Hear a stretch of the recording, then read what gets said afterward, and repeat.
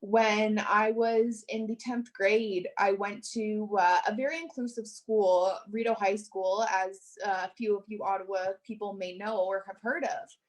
When I was going to this school, a lot of people had told me that, especially my own peers, that the school wasn't good, that it was filled with drug addicts and just very bad people. And I'm not the type of person to listen to what people say before I experience it myself.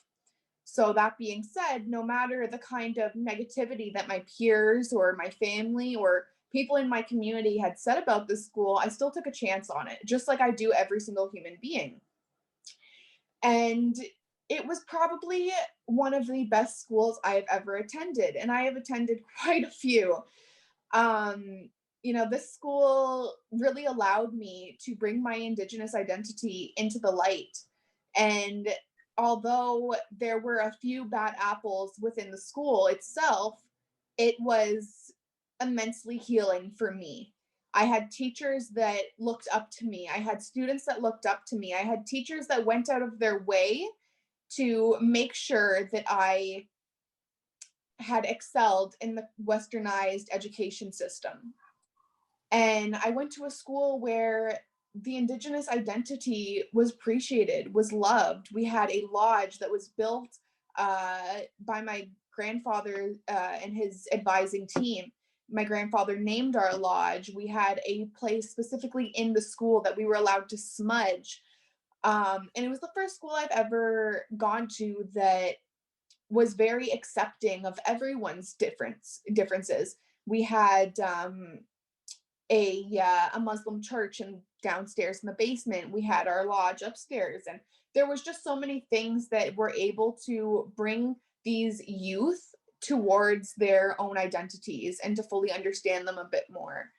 And when I was in the 10th grade, in 2017, they decided to shut that school down.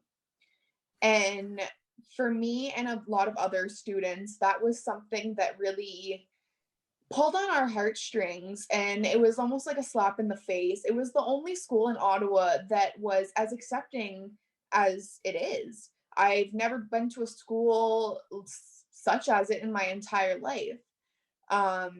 Myself and many other youth tried fighting to keep it open. We vocalized our concerns of closing the school down to the board.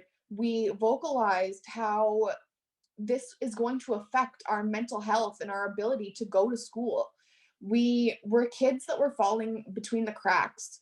We were kids that didn't enjoy going to school because we felt, as I'm going to say, we felt dumber than a lot of the other students within the school. And having the lodge there, having people that appreciated us and supported us, made it easier for us to go to school every day. It made it easier for us to look towards something.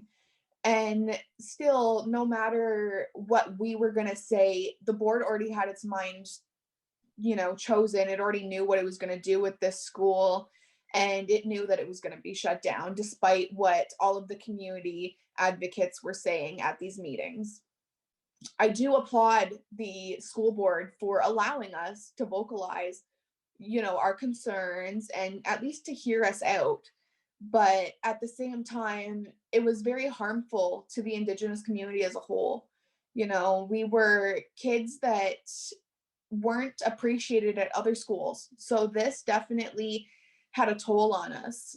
Myself and many other youth, whenever we transitioned into the next high school that was around us, they actually allowed us to build a lodge.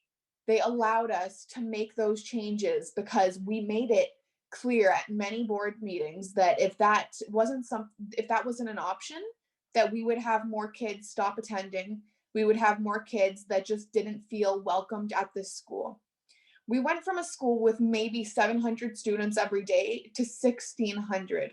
So I'm sure you can imagine how much, that pained a lot of the kids.